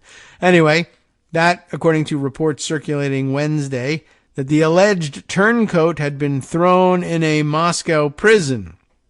Well, we don't know. Two sources close to Russia's Ministry of Defense told the Moscow Times, an independent outlet, that Sergei Surovikin had been taken into custody. In the context of Prigozhin, apparently, he, how does he pronounce it? Surovikin? Maybe. Anyway, chose the side of Prigozhin during the rebellion, and they, as it says here, that's what it says, grabbed him by the balls, one source said. Well, they love the coarse language there. But, we have our own coarse language here. People grab other people by other things that are equally inappropriate. So we're going in both directions here. Everybody, both sides, if you will. Blogger Vladimir Romanov, this is a dangerous name to run around with in Russia, also claimed on Telegram that Surovikin, however they might pronounce that, was rounded up on Sunday by the deputy commander of the Joint Group of Troops. That's some name. Joint Group of Troops. Is that like a real official sounding kind of thing? And taken away to a prison in Moscow, Lefortovo. I have no idea how you would pronounce that. I'm not that familiar with Moscow prisons. However, Surovikin or Surovikins or whoever, his deputy, Colonel General, that's what it says, Colonel General, I don't know what that means, Andrei Yudin, denied on Wednesday that the boss had been detained. The Ministry of Defense has not publicly commented on Surovikin, who hasn't been seen since he recorded a video on Saturday during the mutiny, according to the Financial Times. The confusion over his possible arrest comes as the Kremlin is doing a sweep to find out who sympathized with Prigozhin's mutiny, according to the New York Times, which first reported that Surovikin knew of Prigozhin's march on Moscow in advance. That must be where I saw it in a headline from them. Even though Russian President Vladimir Putin and Belarusian strongman Alexander Lukashenko negotiated Prigozhin into calling off the march on Moscow and exiling to Belarus, maybe, the attempted mutiny could be a key indicator that loyalties to Putin have been disintegrating behind the scenes. You have to imagine that would have been the case. Prigozhin and Putin have been infighting for months over Russia's support to Prigozhin's Wagner mercenaries who've been fighting in Ukraine. Wagner fighters have begged Moscow to provide them more ammunition to help the war effort, to no avail. Prigozhin staged his rebellion over the weekend in order to call for the removal of Russia's defense minister, Sergei Shoigu. If I'm anywhere close to the neighborhood of the pronunciation of his name. Surovikin, for his part, was previously in charge of Russia's forces in Ukraine until Putin removed him from the role early this year. U.S. officials are still reportedly working to determine if Surovikin helped plan Prigozhin's plot or whether he simply knew about it beforehand, according to the Times. There are other Russian generals who supported Prigozhin's mutiny, U.S. officials told the New York Times as well. So, who knows how that one is going to work out and whether any of this, I don't know. I'm not certain what the fallout of this, this is beyond my understanding, my basic understanding of what's happening in Russia these days, and no one can really tell. But I also did see it suggested somewhere that perhaps this very strange agreed upon exile to Belarus seems like a weird thing to do. I mean, particularly since Belarus still seems so firmly in Moscow's orbit that you would think that Prigozhin wouldn't consider it a particularly safe place to go into exile. Then again, he does have his own army, so maybe it's all relative what it means to be in safety. He might feel differently about things than we would if we were in that position. But the suggestion was, they are pretty well under Moscow's sway in Belarus. So two competing alternatives. One could be that this was all some sort of a ruse to project to the Ukrainians some sort of internal dissension and disarray that wasn't really and truly there. But if you buy the story that they were actually at one another's throats and the future of Russia was indeed at stake, then you probably wouldn't see it coming that what has ended up happening is Yevgeny Prigozhin and possibly a significant portion of his mercenary army have now found themselves in Belarus, sort of outflanking the Russian-Ukrainian front along, their eastern border, and instead, sweeping north and capable of, coming at central Ukraine from the north, which was before all of this, apparently a threat that had been, raised in the past before. So it's entirely possible that the Ukrainians are well aware of that vulnerability and have a fortified border with Belarus and have maintained it ever since. But this could be yet more reason for concern there. It also was suggested that for whatever reason, it might be in Moscow's interest to say, well, we might need to physically occupy Belarus in the way that we were aiming to physically occupy Ukraine, and the harboring of the criminal Prigozhin in Belarus would be the pretext for an invasion of Belarus. Although that one seems harder to believe given how thin they've stretched themselves with Ukraine. They're really in no position to expand the front and to expand their war of expansion. And also, it's, you would think, politically less necessary to invade and occupy a country that was still pretty strongly in Moscow's orbit versus the Ukrainians who were attempting, more independence and were more westerly leaning. But, who can explain any of the things that they do? I just want to sort of put those theories out there. Seems like a Friday thing to do, but it feels a whole lot like Friday again today. All right, let's see. Other things in that vein. Maybe we'll just stick with that theme. Let me go over to the New York Times. I don't know if this was the article that they were referring to in the Daily Beast piece or not, but this one I thought looked interesting and worth our time because it had in the headlines themes that we return to fairly frequently here on the show. Here's the headline. His glory fading. We're talking, I think, about Prigozhin here. His glory fading. A Russian warlord took one last stab at power. That sounds like an interesting theory of what this mutiny might have been about. And of course, I like the framing of Prigozhin as a warlord. We've been calling them oligarchs for the longest time. And, well, clearly an oligarch with their own mercenary army should probably be more referred to as a warlord.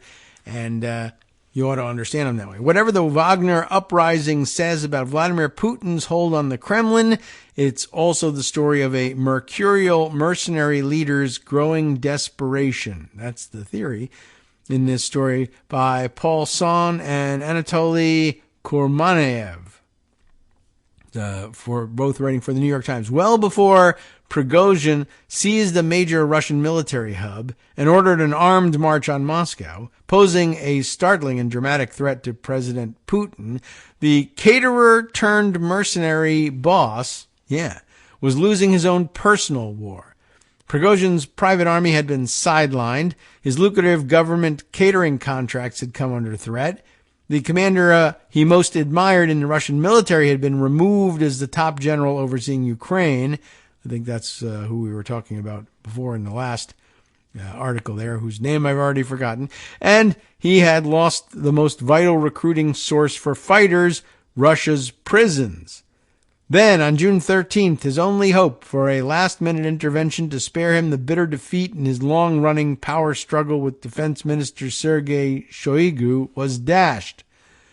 Mr. Putin sided publicly with Prigozhin's adversaries, affirming that all irregular units fighting in Ukraine would have to sign contracts with the Ministry of Defense. That included Prigozhin's private military company, Wagner. Now, the mercenary chieftain would be subordinated to Mr. Shoigu, who's an unparalleled political survivor in modern Russia and Mr. Prigozhin's sworn enemy. That's not so great for him, I'm sure. This must be done, Putin told a gathering of government-friendly war correspondents at the Kremlin. It must be done as soon as possible. What happened next stunned the world. Mr. Prigozhin mounted an armed insurrection that he insisted was aimed not at deposing Putin, but at overthrowing the Kremlin's military leadership. The mutiny, however short-lived, has been widely viewed as an ominous political harbinger for Putin's leadership, one that could presage more instability as the Russian president presses on with his costly war. But it is equally the personal story of an obstreperous and mercurial freelance warlord who undertook an emotional last-ditch attempt to win by force one of the most extraordinary Russian power struggles in recent memory.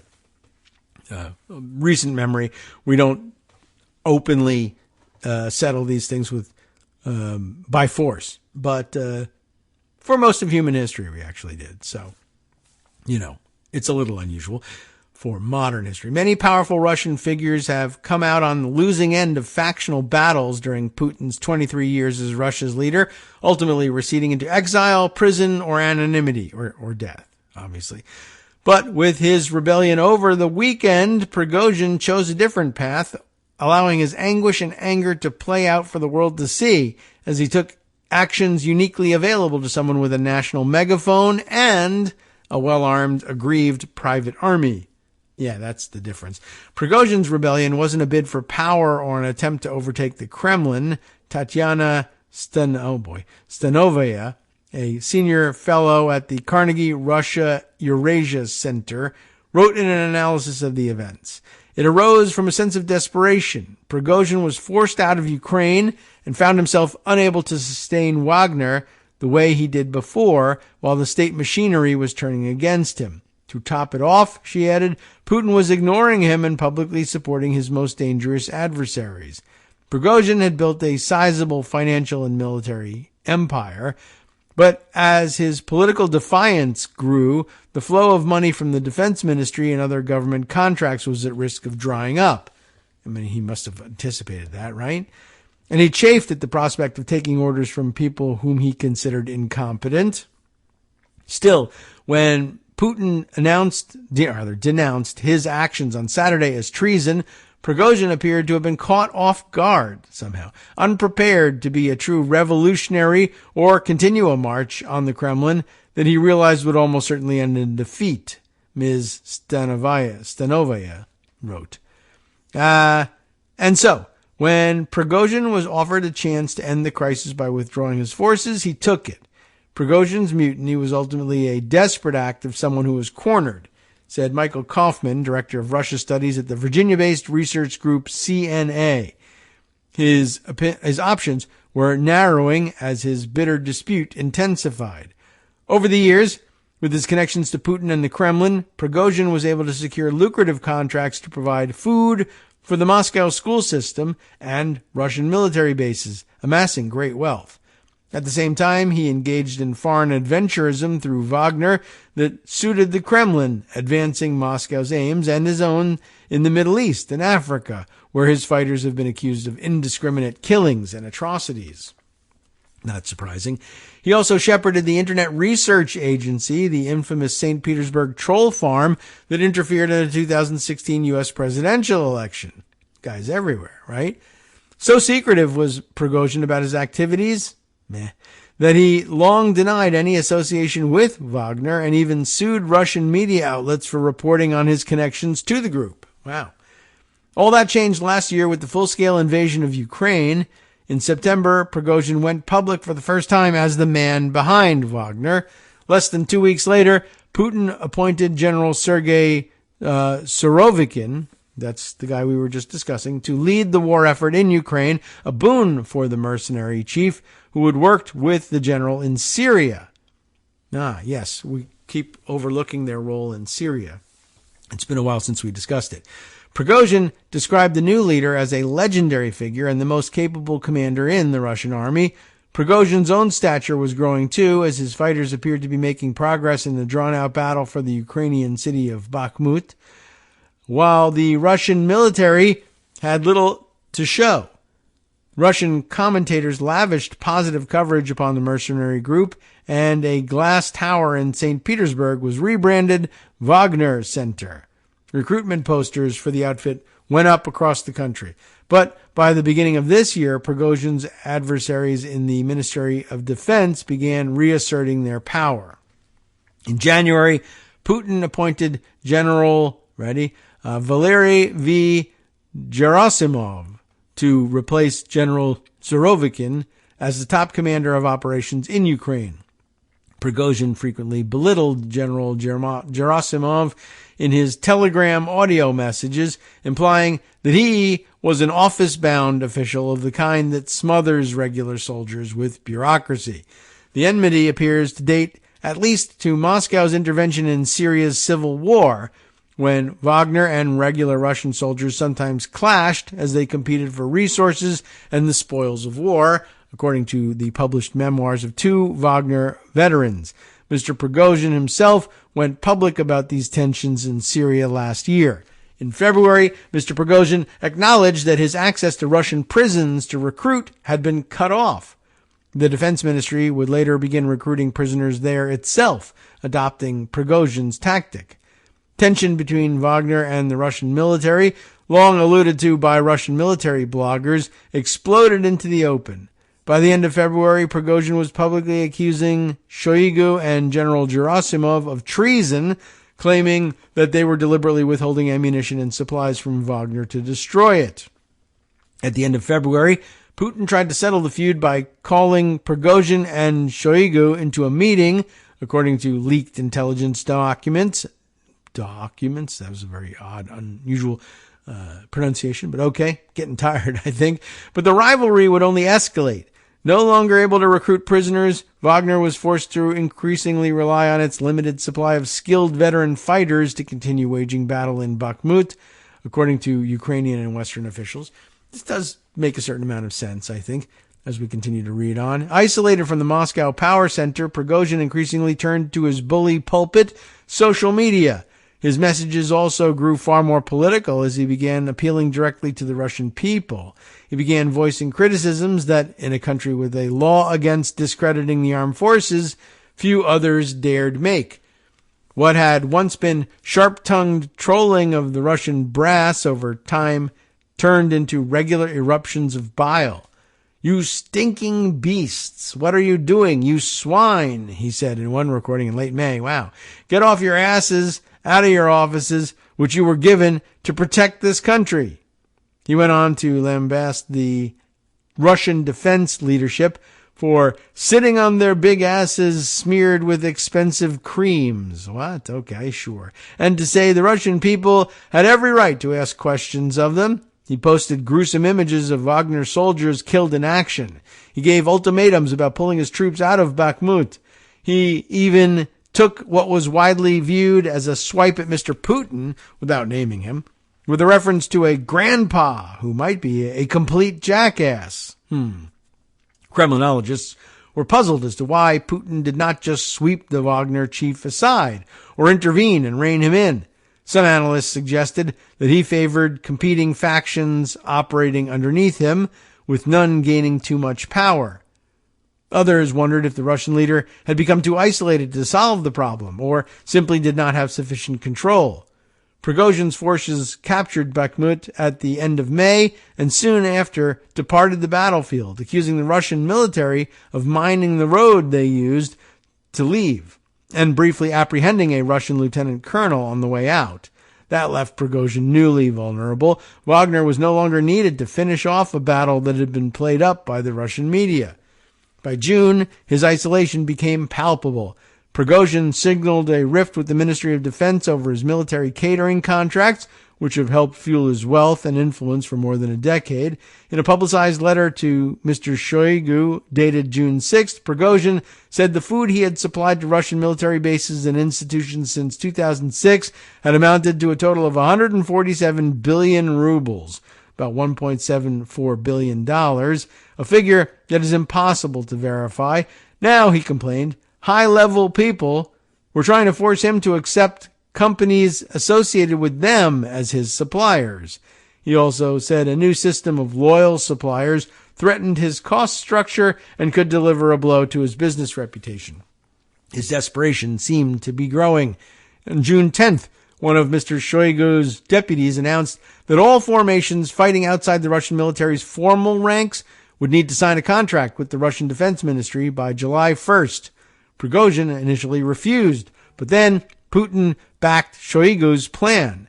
In the days that followed, Prigozhin released several audio and video messages showing what appeared to be attempts to reach a deal on his terms. In one video, published on June 16th, he shows himself delivering a contract, quote-unquote contract, to the Ministry of Defense in Moscow, but a receptionist behind a caged booth quickly closes the window in his face. In the days that led before he led Saturday's uprising, Mr. Prigozhin began expressing feelings of resignation, saying that none of the problems plaguing the Russian military would be fixed. He also talked about the nation rising up, saying that Mr. Shoigu should be executed and suggesting that the relatives of those killed in the war would exact their revenge on incompetent officials. Their mothers, their wives, their children will come and eat them alive when the time comes, he said in a June 6th video interview, suggesting that there might be a popular revolt. He added, I can tell you honestly, I think we only have about 2 or 3 months before the executions. Yikes, he's sounding a little bit like our own right-wing militia nuts here in the United States. But it does raise an interesting possibility that he might have found at some point a power center in the mothers of veterans. Remember that that's a powerful faction in internal politics in Russia. I don't know whether they have, but I had wondered briefly during the uprising whether a marriage of sorts between them and an actual mercenary army might be enough to destabilize things in Russia, but it doesn't appear there's any real connection between the two, and they may not exactly be positively inclined towards a mercenary chief after all. And they probably blame Wagner and the mercenaries for the poor treatment of their sons who had been conscripted into the regular Russian army anyway. Okay, time for us to wrap up and get the hell out of here, and time for Justice Putnam to find his way through his program. Coming up next, the West Coast Cookbook and Speakeasy. Netrootsradio.com. You have been listening to Kagro in the Morning with David Waldman. Ooh, look what he's got on tap. Giuliani now talking to the DOJ about January 6th. Is Trump's prison nightmare? From around the country, Connecticut's first Muslim state representative assaulted during an Eid al-Adha ceremony in Hartford. Yikes. And Oregon Governor Tina Kotek named a new Secretary of State after the last one resigned.